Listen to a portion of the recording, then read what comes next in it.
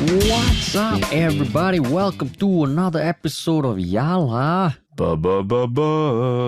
your thrice weekly podcast where we talk about the hottest news with a touch of what, Terrence? Good old humor. Good old humor, man. Yeah. And of course, we have on this podcast our third teammate, Vernon, as well.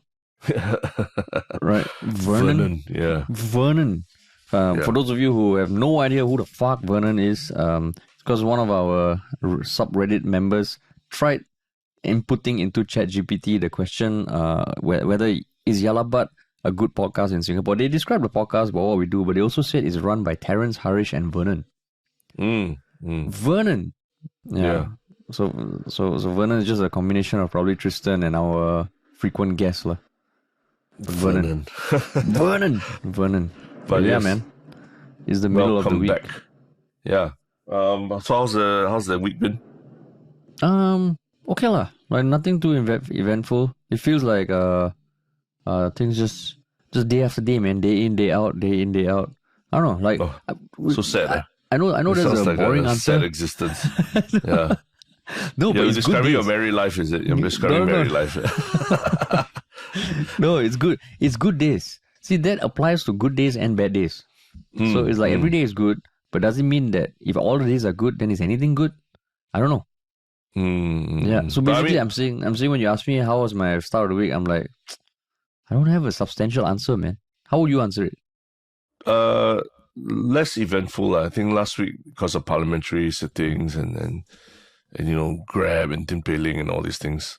A lot of people and budget coming out, right? So there was a lot of people like discussing those topics. But this week seems a bit slower, quieter. Yeah, but not gangbusters like last week, that's for sure. Also, when you say how's the week, you're talking about the news and not my personal life. Yeah, I think I'm just thinking about things in general that everyone can get interested in or excited about, other than hearing about what dream did you have last night or how amazing your dream was last night or anything. We are already going to be talking about it during the podcast. This part is where we banter, talk about each other's like personal lives a bit lah. You open the door, I walk through it, and then when I say, Terrence, come on into the personal room, you're like, no, I'm going to shut it and talk about news, which we already do on this podcast. Yeah, but the truth is, a lot of conversations with people revolve around these issues, right? Yeah. When trying to make small talk and all with people, it does revolve. I feel like sometimes some of the issues that we have, like you bring them up at when it's not so exciting, when it's not a 5, like in terms of like, we have to talk about it on this podcast. Then you try to bring it up at dinners and all that. People just look at you like, "What the fuck are you talking about this?" It's not even. I don't care. Yeah, they want to meet, talk about, I don't know, their trips upcoming, but then you ask them questions about what? We'll find out shortly. We'll find out shortly. Okay. But before we jump into all that, like, what are we plugging this week? Just to keep listening to the podcast, and if you have listened to this podcast and enjoy it, it'd be great if you could just share it with one other person. Just one other person. Send them a link to a podcast, to a snippet on TikTok or Instagram. Yeah. Yes. Anything else to add? No. Let's jump right into it, man. Let's jump right into it. So, the first news, first piece of news, it's so important, so scary, but it's one of those that will never, I think, dominate the news headlines until some shit happens lah. But basically there was news that 2 Singaporean teenagers have been issued orders under the Internal Security Act, ISA, for terrorism related activities. And this news broke on Tuesday, 21st February. So, a lot of interesting things, like one of which is that one of them is 15 years old, which is now the youngest individual to ever be detained by ISA. Yeah. So we'll go into the details of what they're being accused of and all. But when you saw this headline, Terrence, what was going through your mind, man? No, I think the past year or even the past couple of weeks, I think a couple of weeks ago, there was an 18-year-old who was also detained under ISA, right? And I mean, this is not new news in, around the world, right? There's a lot of young people getting radicalized, whether in the UK or other parts of the world as well. And a lot of it was because of what happened the last 2 years, like COVID and lockdowns and, kids being at home, being forced to be at home and being lonely and making friends online. But I think what's unique in Singapore's case is that when you read and hear about the things that they're doing to try and so-called establish a caliphate and all that, you think, well, is it really possible? Via what they're proposing, and we'll go into some details of what they are, but for example, in this case, when you look up this article online, the image comes up of it's a screenshot from a game, right? That's the header image that comes up with this headline. Then you realize that, it's not just on social media or on YouTube where these kids are getting radicalized.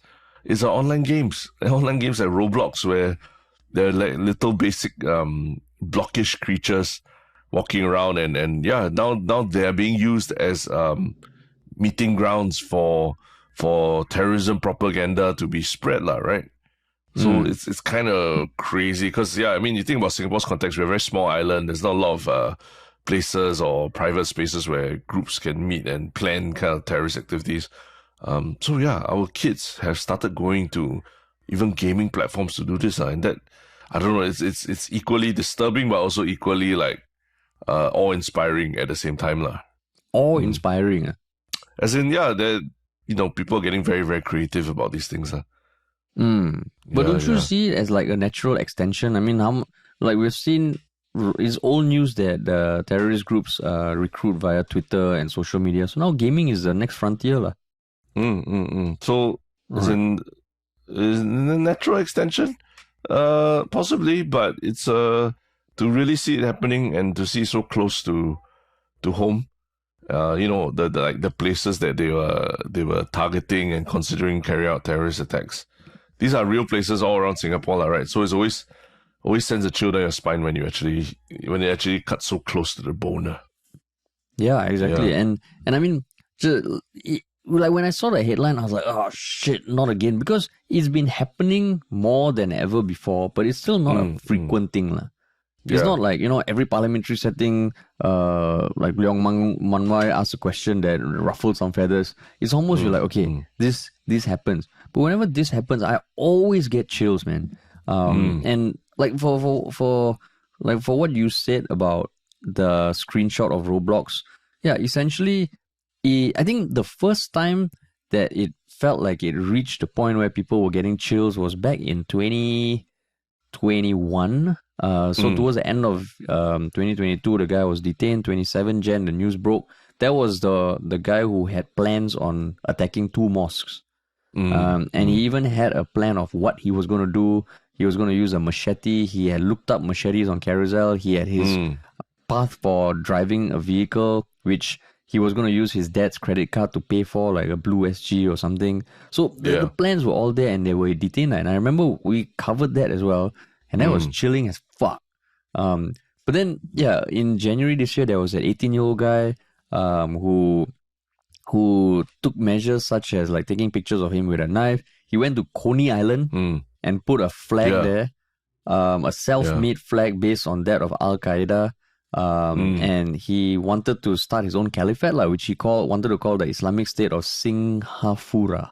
So that was in January that news broke. And then this latest one, like the 15-year-old boy, he was targeting, attacks in tourist spots. He had been radicalized by a preacher who had been banned from coming to Singapore. And it just felt like quite extensive, lah. Like it's not just some thoughts. Like he had been sharing stuff on social media. He had been trying to show like these beheading videos to his friends. And the other kid was a 16-year-old kid who also similarly self-radicalized, lah. So it just feels like, wow, like this is now a new threat that we just need to accept, lah. Yeah. I think like what you said, the kid who was arrested in this, not kid, he's 18 years old. So he was arrested in December. And so, yeah, one interesting thing is that the 18-year-old person was named, but these two boys who have recently been detained or given, basically being, were they detained or were they just they were issued orders? Orders, yeah. They have not been named, because they're still teenagers. But regardless of their age difference, there seemed to be a lot of planning in place, like on both sides, whether for the 18-year-old or the 15 or 16-year-old, doing research about, downloading bomb-making manuals using C4. They had plans to attack certain popular tourist spots around Singapore that, they identified via their own research. They got their hands on IS propaganda via podcasts, this particular medium that you're listening to now, via podcasts and other social media platforms, even though you think that these kind of platforms will be more thoroughly and more closely policed for extremist content, right? But yeah, it really shows you that terrorist propaganda, or at least these extremist organizations, are getting really creative in terms of how they're reaching our young people as well. And in this Roblox game, it's not that he created the Muslim, an extremist caliphate himself within the game. I think he actually found another group of people, and there was a leader of a leader within the game himself that he actually followed, right?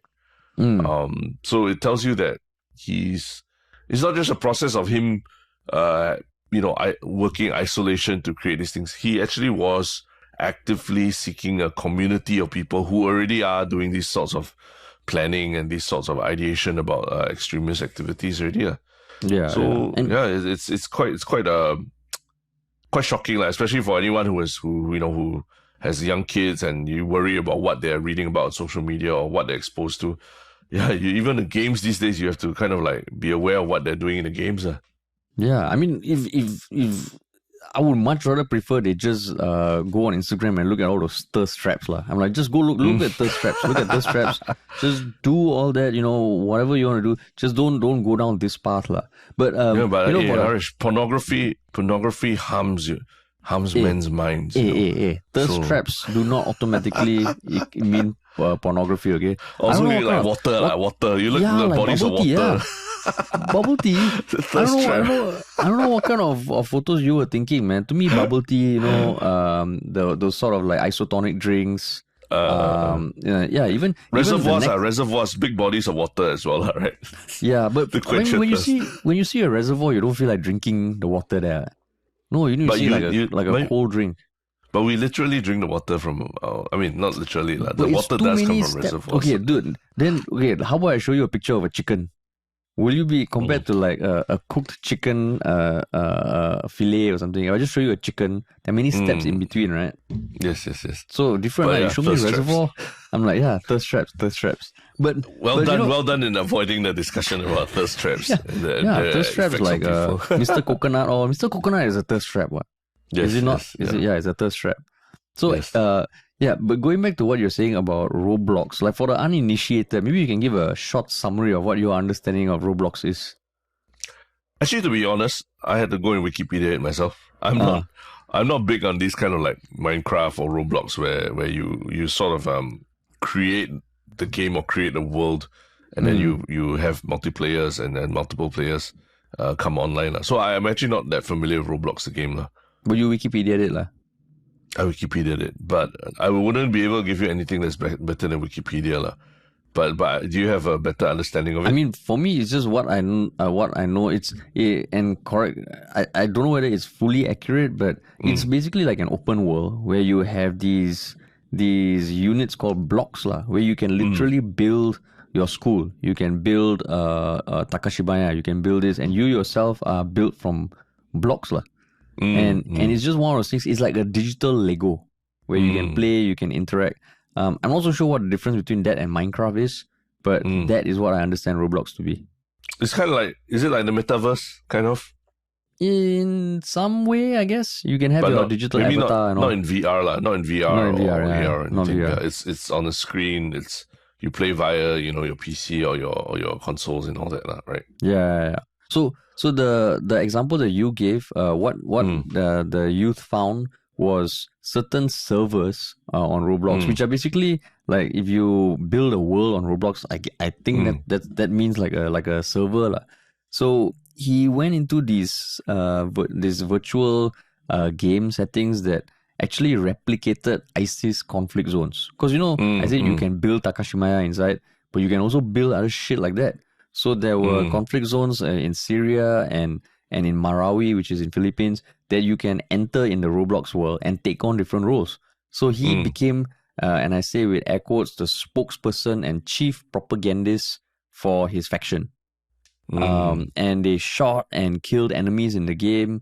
And then he had to demonstrate his support by uploading these propaganda videos online. And these two teens were actually in touch with the 18-year-old who was announced to be detained earlier this year. So there is a community building, or like some sort of people on the lookout and people who are willing to provide that sort of mentorship lah, which is scary as shit, man.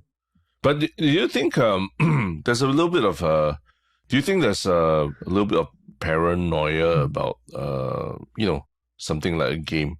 Because 20, 30 years ago, people were saying that violence in video games is going to cause kids to become violent. And, then you take a step further, like in shooter games like Call of Duty and all that. Initially, it was like, oh, you were playing as an allied soldier and on the good side of it, and you're trying to liberate Europe, whatever. But then later it became, you could even play from the perspective of a Nazi soldier or German soldier. Or I'm not sure in later iterations if you could even play, let's say, on the not the terrorist side, but the insurgent side, or the bad guy side of things, right? Do you think that there's a bias about when talking about these games and all that, maybe our generation doesn't understand very well, but for them it's just role play, right? Could it be it's just that it's role play? It's like you play a game, then you have an avatar, and then you pretend to be a terrorist and all these things. Do you think there's a bit of paranoia going on here? You mean like unjustified paranoia or justified? Like you and me, the way we talk about Roblox, I'm guarantee you there's some Gen Z person who, if he hears what we're saying, they're going to slap their foreheads like, these two guys don't know what the hell they're doing. People do all sorts of things in Roblox. They dress up as dinosaurs, they dress up as donkeys and everything. And these people, they're not literally becoming terrorists in the game. They're just pretending, role playing and all that. You think there's a possibility of that? As in the possibility of people having that mindset, or what I feel that we are overreacting about this Roblox thing and also. I don't think so, man. Because I mean, I do like the debate of like violence in video games has been going on for years, right? It's just now it's reaching like different levels. Like previously you couldn't create your own virtual game or something, and now you can in Roblox and Minecraft. Then there's VR. So I do actually feel that these sort of games can impact the way people think, both positively and negatively. So like if there's a game that allows you to play or role play a Nazi, right? Then I'm like, man, that's fucked up. I don't know. I'm also not a gamer. Okay. So I know there can be many different perspectives, but yeah, I can. That's what I feel. And whether we are overreacting to this or not, I don't think so. Because it's almost like it's a new way of communicating with people. Like previously there was IRC, or ICQ. Then there's a threat of people being radicalized through those means. Then there's YouTube and then Twitter. And then now it's just that's what I say. It's like a natural extension, a natural, okay, this is them leveling up. So, and I don't think it's false paranoia. Yeah. And I think coupled with what they were doing offline also, the stuff they were consuming, stuff they were reading, probably the materials they were sending each other. I think you got to look at that in totality and realize that, this is not just some kid who's pretending or cosplaying or anything like that, right? Like the kid, I mean, the 18-year-old in December, he literally went to Coney Island planted a flag there and took a photo, on National Day, right? Yeah, National Day specifically, to add extra significance to what he was announcing, in terms of like wanting to set up a caliphate and all. Although Coney Island, I must say, is a very tricky place to start having meetings and everything. Like if you want to gather big groups of people, the first war you have to fight is against sandflies. It's really the sandflies will eat you up before you even get started. And you might abandon plans by then. So and the wild boars are wild boars. Wild boars? Coney Island got wild boars? Oh yes, so. they do. Yeah. And there's always like some Chinese uncles who come and feed the wild boars bread. That's why the wild boars become very overly friendly with humans. And then there's a gate, right? There's a gate that closes the entrance to Coney Island, right? At night, yeah. So yeah, maybe the first war they would need to fight is against sandflies and wild boars.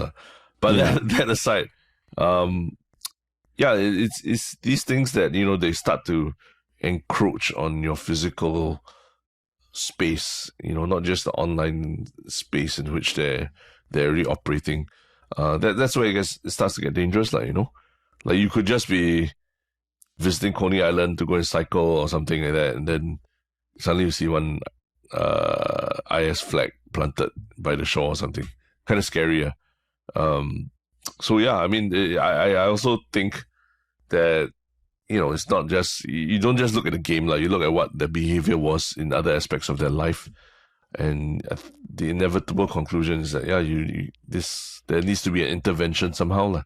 Yeah, because... But the interesting thing is that they also, I think, Shanmugam, when interviewed about this, he also took time to say that this is not like, this is not the end for them, right? It's not like they're going to go to prison and then they're never going to come out and join society again. So he did detail some steps that they were going to take to try and, help these kids and reintegrate them into society as well. What do you think of what Shanmugam was saying? I mean, I think that rehabilitation approach is good, because these people are young, and feels like, I mean, I appreciate that, because I know a few years ago when there was the first Singaporean to appear in an ISIS video, and all the media outlets were just saying that, this guy has been a drug addict, he's a delinquent. It almost made it seem like it's a natural consequence for someone from that context to end up in terrorism. It's like, of course. As opposed to taking the approach, this guy is a Singaporean guy, man. He's been eating like nasi lemak, roti prata, just like us. And drinking, ice Milo and all this kind of stuff. And he ended up there. How could that have happened?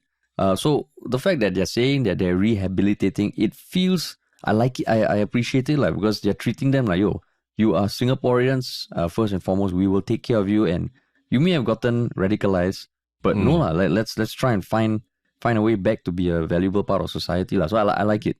Yeah, I think the tone seems to me to have softened a bit since that initial Singaporean that appeared in the ISIS video, right? Yeah. Because this one, they talk about the steps they're going to take, how they're going to have religious counseling and other kinds of counseling, and really emphasizing that they're not killing off their potential forever with this kind of thing. And the fact that they didn't name the two kids, right? Tells me, there's some thought that's going to, I mean, we're going to take this quite extraordinary step of issuing orders to a 15-year-old and 16-year-old boys, right? Yeah. But at the same time, let's not vilify them and make them hate society even more by painting them as outcasts, right? Which was what happened. I think the last time it felt like not only talking about his history of drug addiction or mental issues, I think they even talked about him being a failed entrepreneur and businessman and all these things. So, it's almost felt like the guy was like being shamed for just not being a very productive person in society and all that, right? Like, why would this is why this person joined terrorist groups, Not that we need to celebrate his achievements, but really it should make us reflect and wonder, why is it that one of us went there, right? Yeah, but okay, so along the lines of rehabilitation, because it did strike me as like, why is it that we only find out about these people when they have such developed plans? Like they fucking go to Coney Island and do stuff like that. So actually, then I was curious what the process is for ISD that they take the moment that they suspect someone of being radicalized. And apparently, I mean, it's quite lengthy lah. They do multiple interviews, they run psychological assessments, they speak to the people around that person, and even like the people who have been detained, like those young kids, some of them were being tracked as early as like 14 years old. No? So the 16-year-old, 2020, he was already on the radar. So there's a lot of stuff that happens. I guess the limitation is that they can't do anything until there's something more concrete lah. But do you think they should get more hardcore with that?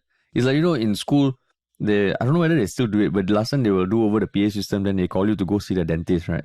So they summon you lah. ISA or ISD come, okay, well, will Harish Nani please report to the principal's office? You have a meeting with the ISD. As in what? You're asking earlier intervention. I'm sure give them the free rein or not? No, I'm sure that there's already probably outreach programs in schools from as young as like primary school and everything. And you and I have also like gone to primary schools and given talks as well, right? To talk about, being content creators as a career or anything like that. So I think teachers and students are all more savvy these days.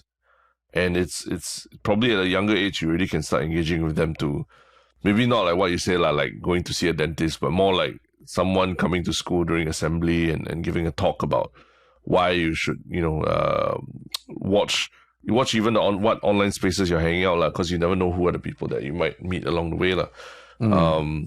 But yeah, I don't know, and maybe what they need is given this new threat of the the metaverse and all these online communities, they really just need to have a cyber gaming or e-gaming terrorism division, counter-terrorism division or something like a group of e-gamers who go into all these spaces and like represent like the internal security of Singapore, and they go out there and then games like Roblox, and they rather than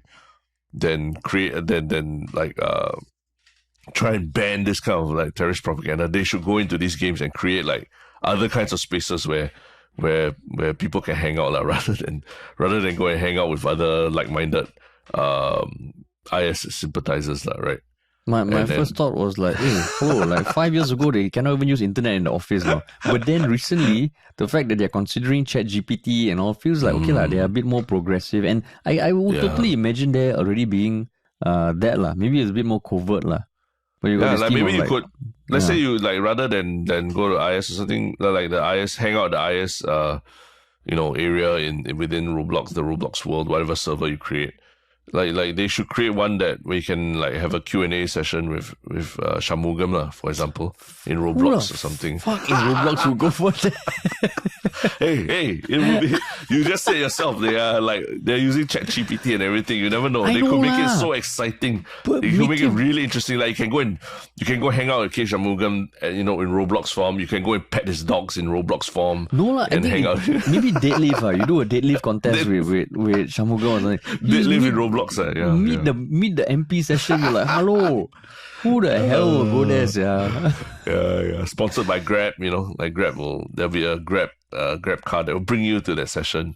And I mean, one thing, so I think all in all, there's like 9 Singaporean youth since 2015 who have been given restriction orders. So, like what I said earlier, it felt when the first time happened, like, oh shit, and it's happening more. The one thing that did strike me also was, with all this talk about the economic challenges and the budget 2023 and its impact on young people and the future of the world and shit, there was one report that I came across just a couple of weeks ago.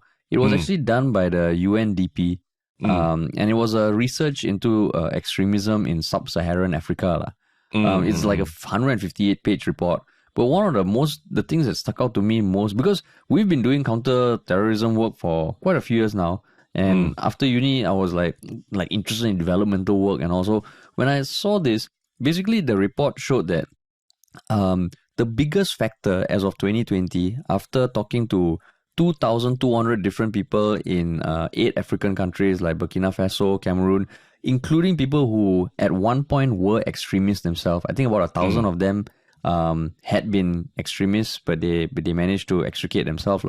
Well, the biggest thing was that the primary reason for joining terrorism, right, was actually like poverty and job opportunities, no? So religion was the third reason. It was, and I mean, the thing is, they also ran a similar report in 2017, and for example, there was a 92% increase from 2017 for people who cited job opportunities as their primary reason, and religion previously was 57%, now it's 17%. So I mean, the reason why I bring that up is because it kind of blew my mind as the reason, because it's always been like, people who have a chip on their shoulder, who are angry about how their religious communities are being treated. But now it's almost like, no, they can't survive as it is, and with everything about the economy going to shit, it just made me think like, oh shit, there's a lot of talk about how Singapore is dealing with rising costs of everything, the middle class, middle to lower class being squeezed. I mean, this might be also a very unfortunate, a consequence of that. When people get desperate, when they feel themselves being squeezed, these sort of things, I think, bubble up. And it just felt like, oh shit, for all we talk about life getting more expensive in Singapore, of course you can think, oh, you don't have your luxuries anymore, you have to curtail your spending habits. But this is it is a possible consequence that when people get so desperate, and if you're young and impressionable, you get so desperate, everything you see online is just negative, you can go down a very dark spiral. Yeah. No, it's true. Like not having, I think the worst is when you feel like there's really no avenue at all.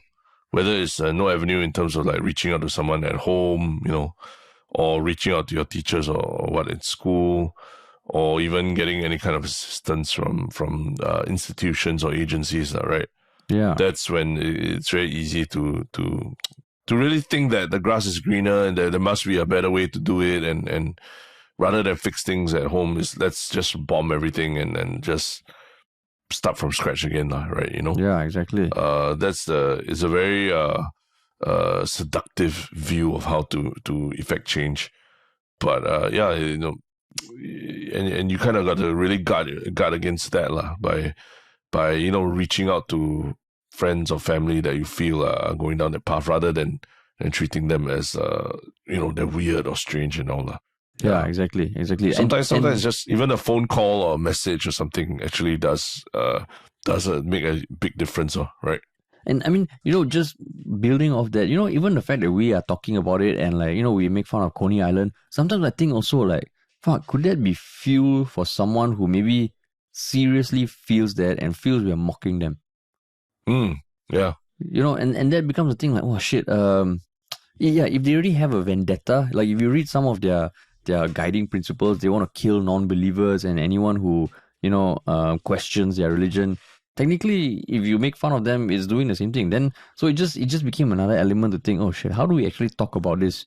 And there's no right answer. It just feels like we need to accept that this is going to be happening more and more, unfortunately. Yeah, and I mean, we do a comedy podcast, but at the same time, we also understand that these things are, there's a lot of sensitivities around them. Not about offending people, but about not whether it's inspiring, not say inspiring, but motivating people to get angrier about things, right? I think when for example, when we made our show that was, I mean, really a comedy about a guy who falls in love with a terrorist, right?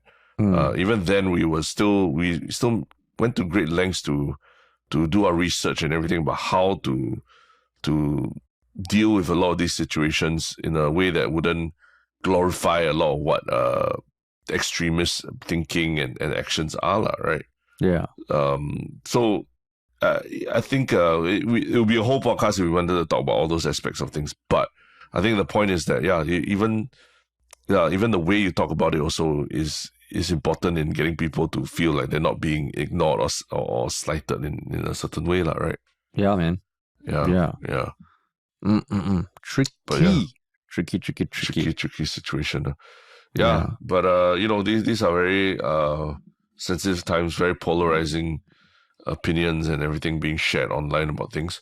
But speaking of polarizing opinions, there's a big, not to say a big debate, but there's a little bit of a hoo-ha going on about two very polarized parties, right? They are now they are in direct competition with each other, and now it seems like one has the upper hand officially, but they've also done what we were just talking about, mocking the other side. That has also given them a big backlash, right? And what is this big like fight going on right now? Kerfuffle. Yeah, big amongst the cultured drink community. Yeah, hold your horses, everyone. It's a culture war we're talking about here. Exactly. Whoa, it's a culture war like never before. Yeah, the most cultured culture war ever. Yes. And it is the news that Vitagen Singapore, as in the Facebook page, just have been going on a series of posts, both pictures and lately even a video that talk about how they are able to market their product because their Nutri-Grade is B, while their competitor is a D.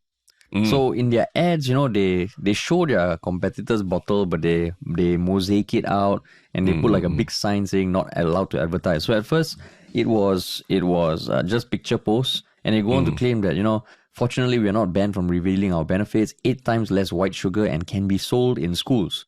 So it shows Vitagen less sugar.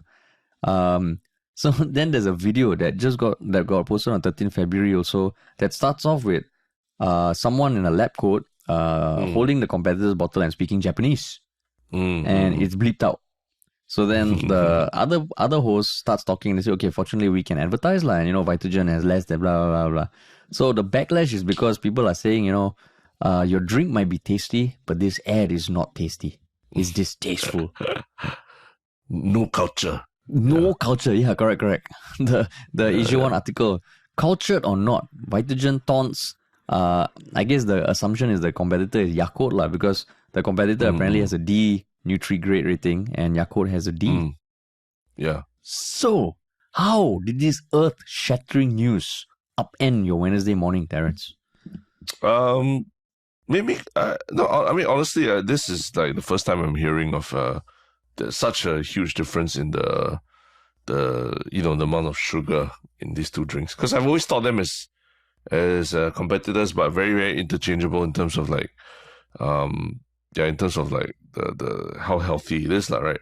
But it seems quite surprising that quite clearly that Yakult has a lot more sugar than Vitagen, right? Which gives me pause in terms of like, okay, should we be drinking or even feeding it to your children? Yeah. But so in some ways, this marketing campaign, now the fact that we're talking about it, that there are people, getting upset about it and all, it's worked, right? Yeah, but also Vitagen, they put their less sugar product. And they compared it with the regular version of the competitor's product. And okay, we assume it's Yakult. Yakult also has a light version, which they did not compare. And as you can tell, I'm a Yakult fan. I'm not a Vitagen fan. I've been a Yakult fan for a long time. So I don't know. I always thought Vitagen was dope, but then Yakult, I don't know, with the smaller bottles, of course I could feel, hey, I'm getting less. But it just feels like the flavor is more concentrated. And and I was like, yo, you want to make this kind of claim? You put your, like, go apples to apples. Of course, I think I was also giving too much of a shit of this kind of kerfuffle. But since we're talking about it, yeah, and then I also realized that Yakult is a Japanese brand and Vitagen is a Malaysian brand. Correct. Yeah, Yakult is very famously Japanese. Yeah. Yeah. Do you drink any of those in general? When I was younger, yeah. Definitely when I was younger. Older, less so, because a bit too sweet and everything. But I mean, they even the article they talked about the throwback to the Pepsi challenge, right? You remember those days back in school? And to those people who are probably too young to know about it or to have remember it even.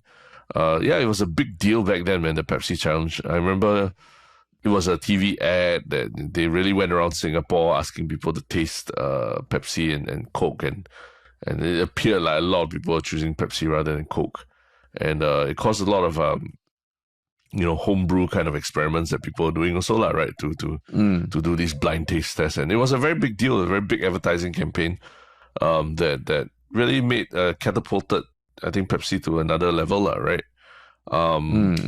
So yeah, I mean, can I blame Vitagen for wanting to stir up something like that and create some kind of a Pepsi challenge kind of wave to make people think more about like what they drink? No, I think it's just part of the marketing. They're trying to push the boundaries a little bit, right? Yeah. So you're saying whether or not what Vitagen did was cool, Yeah. Because definitely we have the fanboys, the Yakult fanboys, all coming out in force and being so angry about it, right? But I'm just trying to say, it's just, I mean, they're just using whatever they can to their advantage, right? But why, Terrence? Why everything must be competition? Why? Why can't they just be gracious and just focus on your own benefits? We're all about a society where you don't tear each other down. You bring people up. No, you bring yourself up. Yeah. Right? Correct. So but I mean, this is the thing is that this is I think they're emphasizing like something that was conferred onto them by an institution, right? Your Nutri-Grade, right? So it's not even that they're just highlighting something that someone else has brought up really, right? That someone else, another institution has brought to them. So, I mean, nothing wrong with that. We see that every day, right? Like, comparing your product versus competitors' product kind of thing. I guess the only thing is that their campaign's a little more snarky about it. But can you blame them for wanting to milk this for all they can? But then they never compare the same product, right? Then that's false marketing, right? Yeah, then you're going to the weeds about it. Then, I mean, Yakult can also do likewise, all right? They can also do the flip side of it. But as Michelle Obama says, when they go low, where do we go, Terrence? Where do we go? If they go low, we go and write a memoir and sell a lot of books and get big book deals and become famous for that. And start a production house and get like a deal with Netflix to produce multiple documentaries also. Yeah, because that's before it. You do that, at the end of the day, do all that. I mean, Obama's book and everything, I read it as well. And he took a lot of, he used the opportunity in his book to also make a lot of mic drop comments about people that he didn't like also, right? For all you say about going low or going high, he literally like just wrote stuff about people that he didn't like as well, right? That also caused some kerfuffles. So it's just part of life, right? People compare, people use that to advantage and all. Yeah.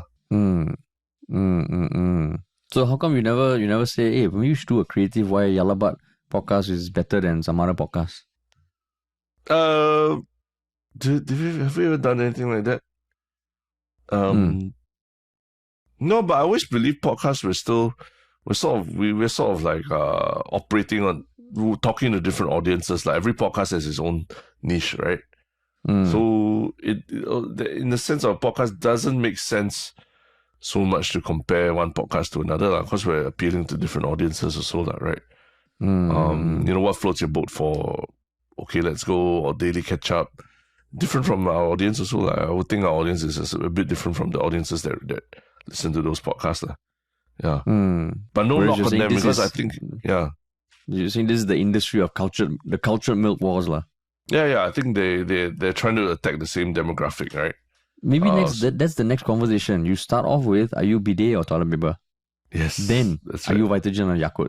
Yeah, are you Vitagen or Yakult? So I mean, like the philosophy of it, I also don't have any issue with Vitagen doing those sort of ads, but all I can say is it makes him bigger fan of Yakult. Bigger fan of Yakult, right? Push you to the extreme. Why? Yeah. I mean, it's more a thing. You think it's maybe it's some colonial hangover kind of thing? Because one is a Japanese brand versus Malaysian brand and all that. Hey, hello, my mom's family from Malaysia. Unless you're saying that I want to distance myself from family. Yeah.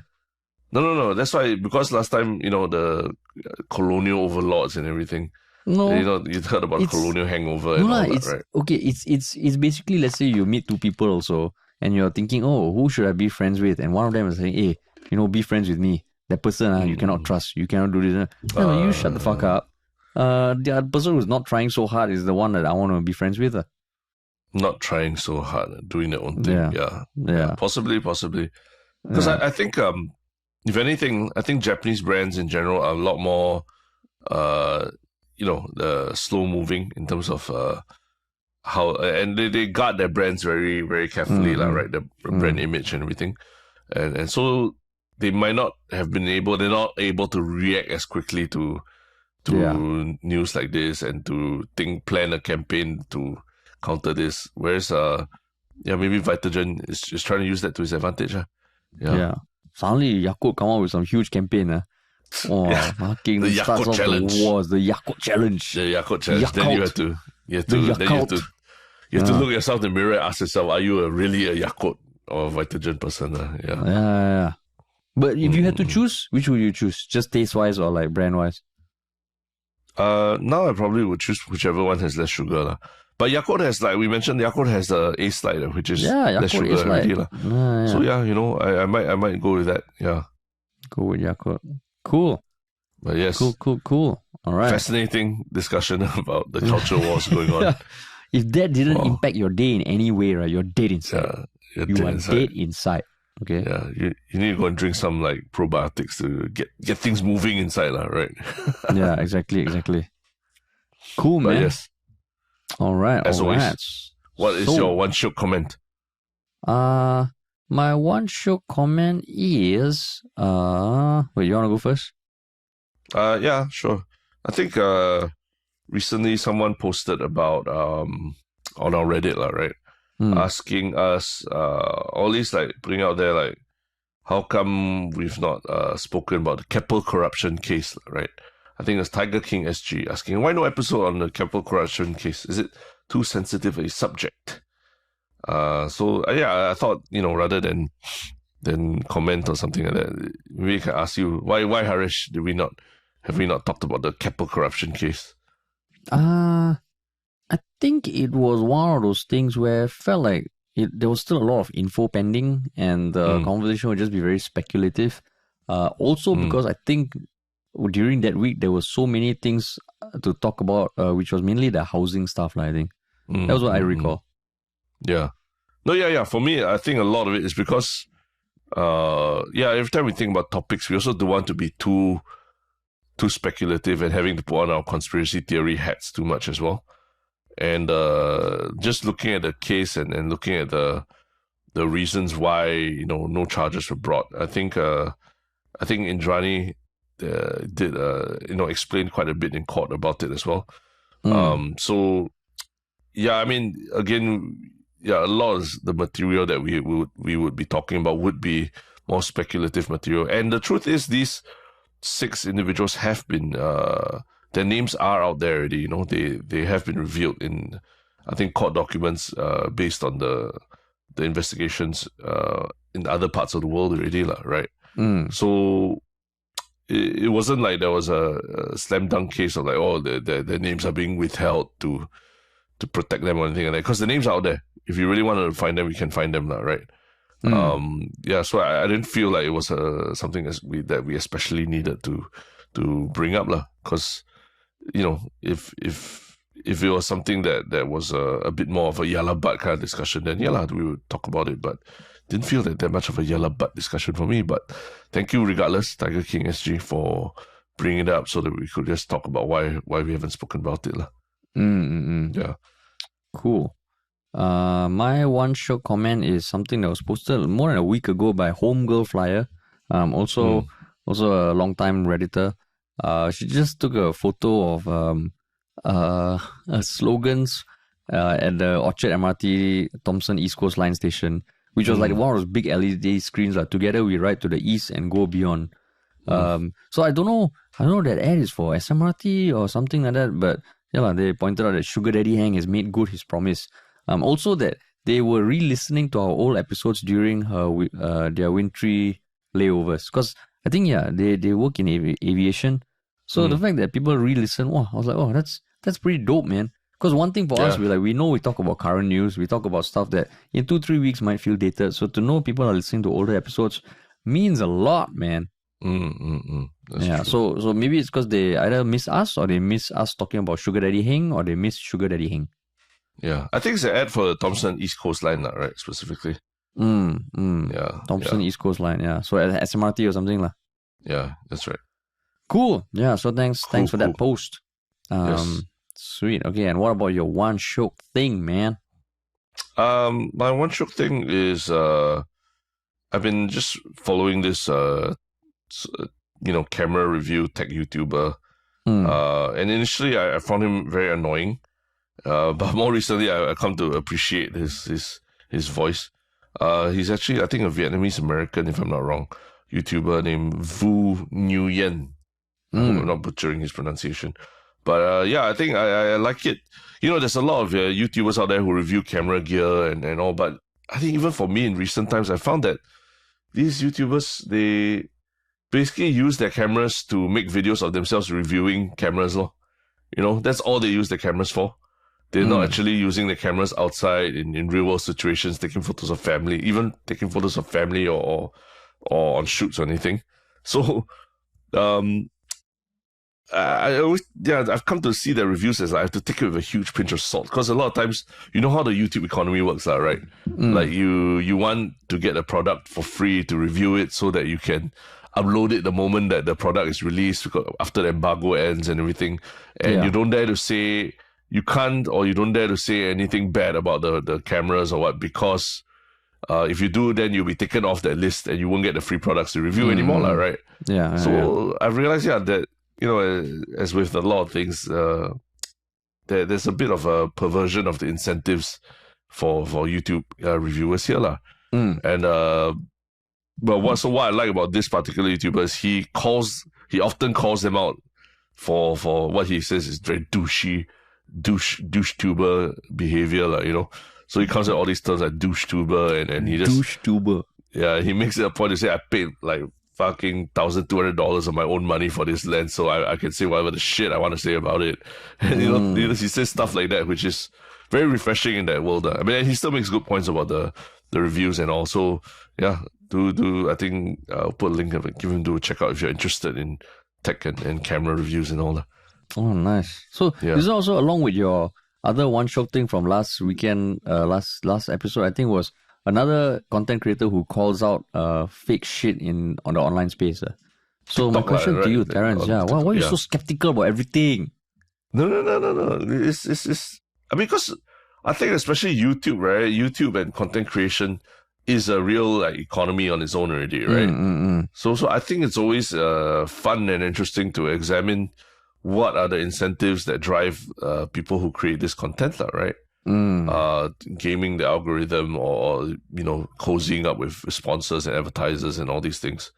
So we're not immune to it ourselves. We ourselves, as we create our content, as we create our podcasts or TV shows and all that, we often have to think about these things, right? And how much of your own integrity you sacrifice and all. So I like it when people give you a more unfiltered view of what they think about these things, right?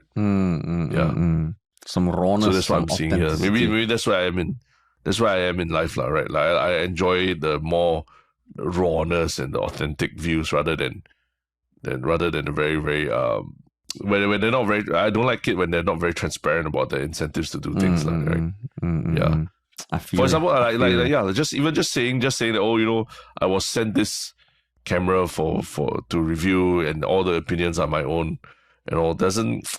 I mean, it's just a disclaimer statement, really. Like, doesn't really, and then the reviews, they hardly ever say anything really useful about whether you should really be spending hard-earned money on buying this gear. They just generally say, yeah, it's great, it's good if you have the money to do it, things like that. So there isn't that they're not really looking out for audience anymore. That's what I would say. It's not about really should you be. Not everyone has that money to spend on tech and gear and all. But they should be really examining how the value of these things for the audience as well. I see. Yeah. That's cool. I mean, on the flip side, my one Shiok thing is something that I can't believe it's real or ever will be real. Because the past few weeks or months, there's so much buzz around things that are happening in Dubai, UAE, Saudi Arabia, and basically that side of the Middle East. I think for the longest time, Middle East has always been associated with terrorism. Now it's like the fucking other extreme is like glitz and money and football clubs. And football clubs. So I just saw this article that got published like 2 days ago.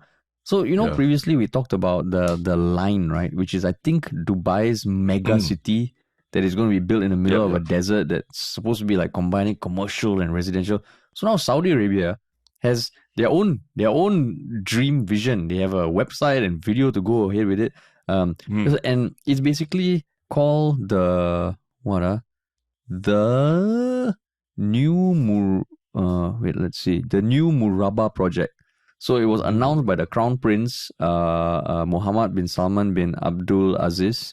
And it is meant to be this sprawling central business district area in Riyadh, which is a city in Saudi Arabia. And at the center of it, right, is a cube-shaped skyscraper that is 20 times the size of Empire State Building. So it's 400 meters in length, 400 meters in width, 400 meters in height. And it looks insane. So I know after we talked about the line previously, I just went to dig up, and there's a lot of controversy about whether it's actually being built properly. I mean, the construction has begun, but whether it's going to be funded. So this one also feels like, wow, this is insane. So, and what they are is going to contain what, like 9,000 hotel. Let me see. There is like 104,000 residential units, 9,000 hotel rooms, and this huge ass projection screen in the middle that's supposed to be a dome shape.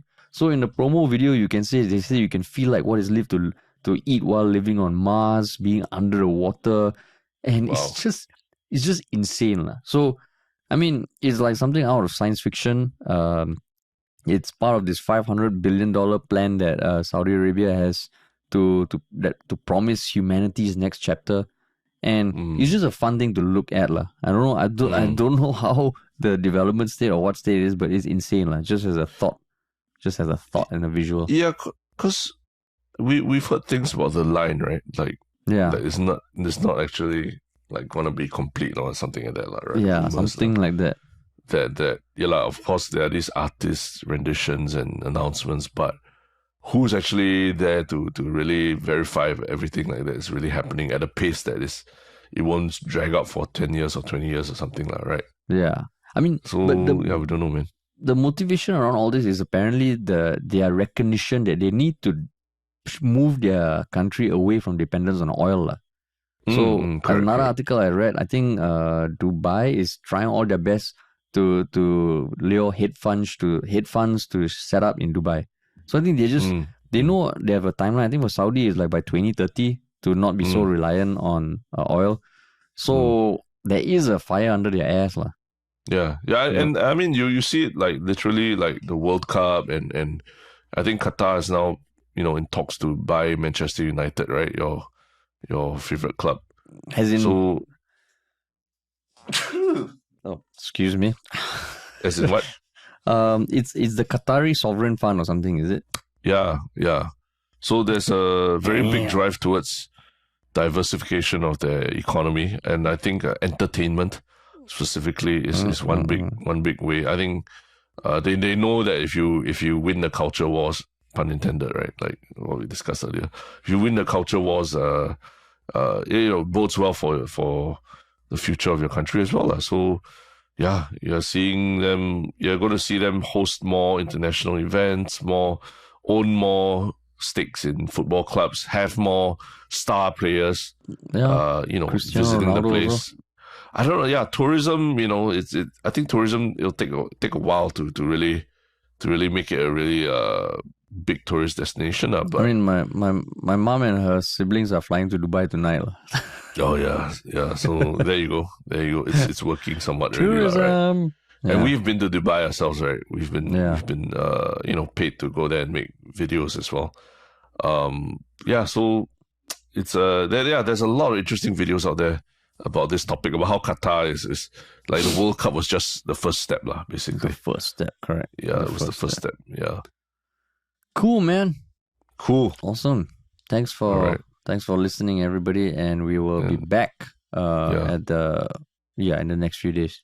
The next few days. So yeah, keep drinking your Vitagen or Yakult, and go on Roblox, but don't create caliphates in Roblox. Okay. There's a weird way to end, Darren. Yes, I know.